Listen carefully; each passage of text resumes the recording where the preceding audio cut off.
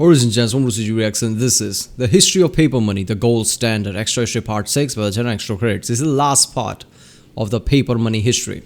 So yeah, even as the use of paper money grew, ties to the gold standard remained and remain challenging. From the first Opium War to the Great Depression, events around the world stretched the capacity of bullion-based economies. So what and who finally abandoned it? All right.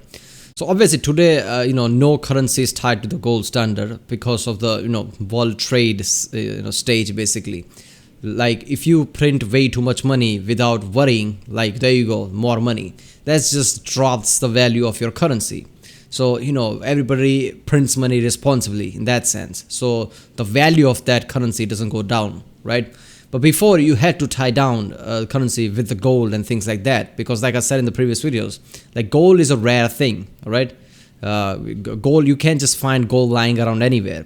So anybody has gold, it signifies that he did some kind of a work or he did some kind of a trading or something, like sold some raw goods or something, that he has that gold. So when he buys something with that and give that gold to somebody else, that now that somebody else has basically a certificate, as in gold, that I did something now worth this, right? You have to tie paper money to that. Otherwise, people just print and print and print paper money, thinking this has value because I say it value. So what would happen is some farmer put all this hard labor into making some crop and just sells some things to somebody who gives him paper money thinking it has value, while that guy just, all he did was just print paper money, didn't do actual work. So that's an issue. It creates an inflation, right? It has to have a mutual trading thing, like you did something, I did something, that's why we did the exchange. So if you don't have a gold standard powering any paper money, then inflation easily kicks in. Nowadays there is a gold standard because now everything happens at the world stage, right? Even if you print lots of money in your country, world sees that and world drops your price, like like dollar. All right, if somebody just prints lots and lots of dollar, maybe locally people will not realize it and people will still purchase things and basically suffer the losses in the process. The world stage recognizes that they're way too much dollar than they are worth, so now the prices drop for that. Obviously lots of people do that whenever there's crisis, but that just is for the thing like I'm printing this for now, but I will back that in trading and some kind of a service in the future. So it's like a temporary thing. Inflation happens, but it's a temporary thing, like I will recover it in the future, that kind of thing. So yeah, let's watch this one. Remember, if you like my reaction, don't forget to like, subscribe. Check out the Rick Sunday, there's a link in the description. Check out the cards for different places. Check out the end cards and let's watch this one. In this series, we rarely get far into the 20th century because it's hard to have historical perspective on events that are that close to our own time. But today, we're gonna have to roar into the latter half of the 20th century to show you just how recently this idea came to be. This idea that seems so normal, that we all take for granted as if it were always the case. The idea that money is worth something because we all agree it is.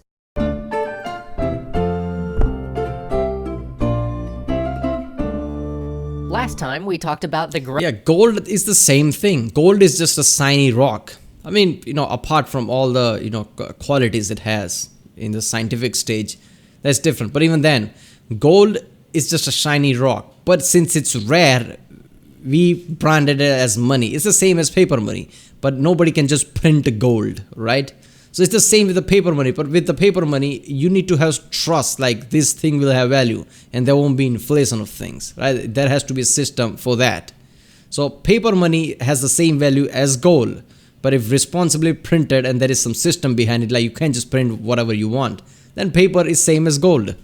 Growth of central banks as a patch system to fix the numerous problems that occur when you introduce paper money as the basis for an economy. But for many people, one more step was required to really inspire confidence in this idea of taking milled tree bark in return for their labor, and that was the gold standard.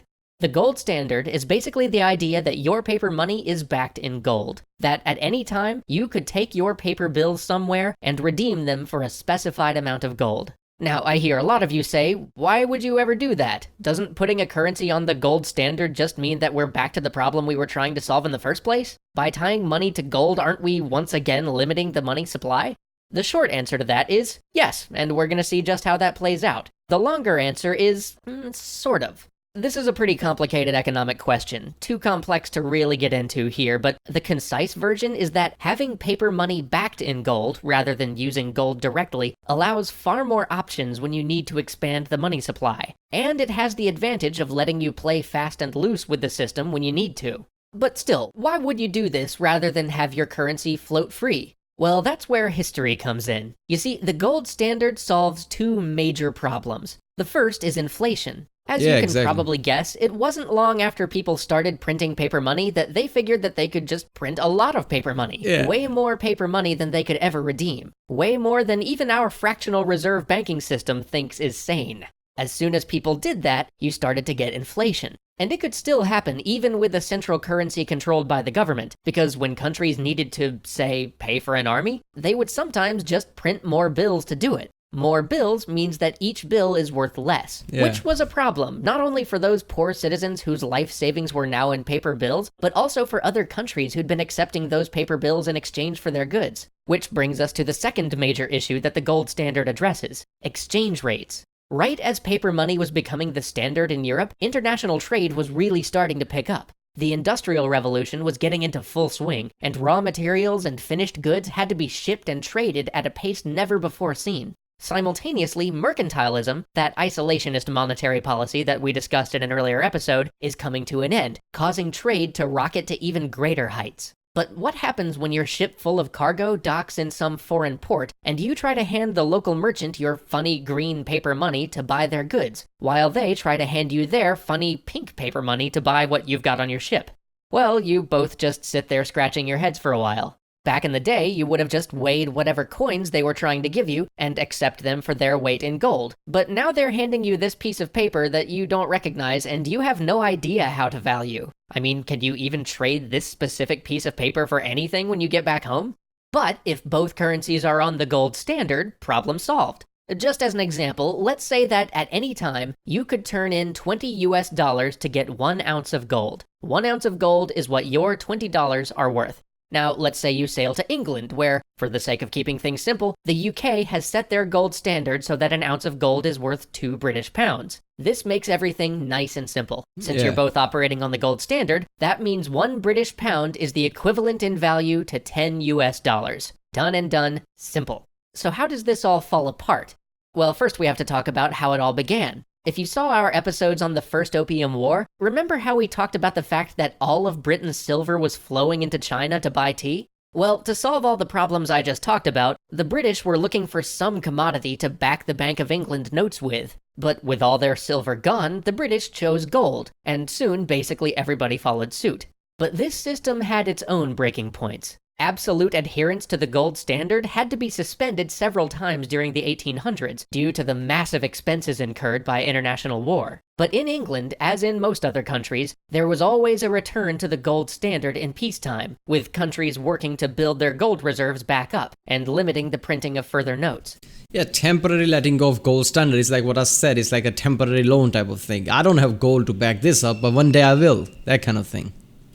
Other minor shocks, like the California Gold Rush and other introductions of massive new sources of gold, would cause the system to lurch, but overall, use of the gold standard held up pretty well throughout the 19th century. Then came World War I, the seminal catastrophe, the shatterer of so many notions from our past. And like so many other things, the gold standard crumpled under the impossible needs of the war. Nation after nation abandoned gold to print more money to pay for the arms, munitions, and men that were being expended daily on the field. And as more and more money was printed and spent to feed the insatiable hunger of this war, trade became erratic. Trade from the United States. See, that's the fucked up thing, right? If you just print the money left and right to pay for things that you want, that's kind of a fucked up thing. Because, like I said before, basic sense, gold meant that it's so rare that anybody having that, it's a certificate of you did some thing, and that's why you have gold. Now I'm going to get that gold and give you something, so that will signify that I did something, that I just gave you a service or goods or whatever, and now I have gold. If you're power to just print money, I mean, no service was done, no goods were traded, you did nothing, you're just printing money in order for the services and the goods of the local people, and those local people suffer in the end. Because you're just printing money. That is what the inflation is in the end. But understand that in the crisis moment, it's a kind of like a temporary thing, temporary loan type of thing. But if it's not like that, somebody just print money, thinking printing money is like printing money, like that joke was just a few episodes ago, then that's a massive issue. States grew far beyond what the gold reserves of Europe could bear. Inflation ran rampant, and after the war, many countries couldn't drag themselves back to the gold standard. Some nations, like Germany, who were spiraling into hyperinflation under the crushing debt of war reparations, tried to stabilize their currency by Yeah, people couldn't even buy bread with all of their life saving, just one bread. That was just fucked up. backing it in land rather than gold. Others, like England, appealed to people's patriotism and wrenched themselves back onto the gold standard by asking people not to redeem their money for gold just out of love of country. But even this fell apart as the Great Depression hit. Those few countries that had the wherewithal to stay on the gold standard, like the United States, were now hamstrung by how the inflexibility of gold prevented them from reacting to the crisis. And yet, many people and many nations thought of this as a temporary hiccup. Sure, the war and the depression had made a mess of things, but soon the good times would be back. Things would get sorted out, and everybody would get back on the gold standard. I mean, they had to, right? Without the gold standard, how is money worth anything? But those good times didn't have a chance to come back, because then came the big one. Yeah, it's not about how is money worth anything. How is money regulated, right? How do you, keep track, like if money is worth anything or not? Because gold is rare, it's easy, right? Rare in a sense. But printing money is not rare, anybody can do it. So in that sense, it was more of a regulatory thing than anything else. But if you just, tie every country's economy together at the world stage and make sure everybody keeps track of things, then you don't need gold standard. Like today, we don't have gold standard. World War II. World War II was perhaps the most expensive war in history. Economically, it was totally unsustainable, with the US racking up enormous trade surpluses and every other country involved sinking into massive debt. But the world had learned from World War I, and as World War II wound down, many of the major powers met to work out the first real international monetary agreement, the famous Bretton Woods system.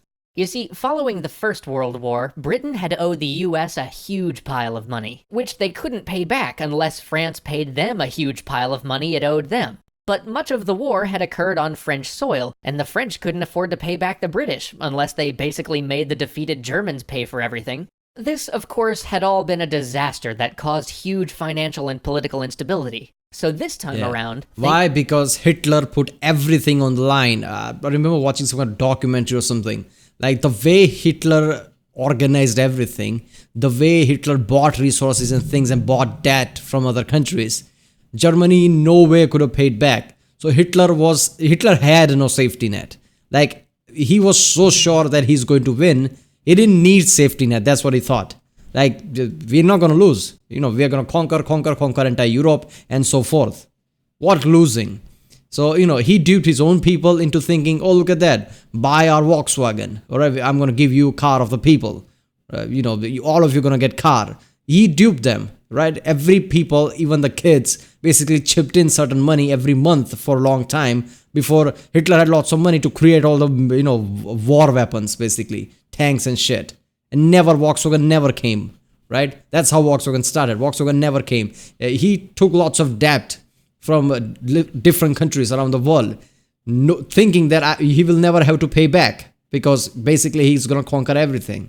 He's going to win because if he loses, that's it for the Germany. That's how the plan was. I mean, he didn't have safety net and he lost. So Germany was in immense debt. No way they could have paid anyone back. And every other country basically was spent because of the World War. Things would be different. Reparations would be minimized, repayment of reparations would be on gentler terms, and that whole problem of wildly unstable currency caused by countries like Germany no longer being able to adhere to the gold standard after World War I, this time the currency instability problem would be solved. And how would it be solved? Well, at this point in history, the US basically had everybody's gold, because everybody had bought a ton of stuff from the US for the two biggest wars. Only reason that's the case is because of a massive sea in between, right? US was operating from the distance. They weren't close to Germany or anything like that. So they had a great strategic position. Like they have power to stay at the distance and provide people exports and things. Basically have monopoly over that. and fight by going to the France and fight from there. Never have to fear that their country is going to get invaded anytime soon. Wars in history. So the US actually was still on the gold standard. So the solution was simple. Peg everybody else's currency to the US dollar.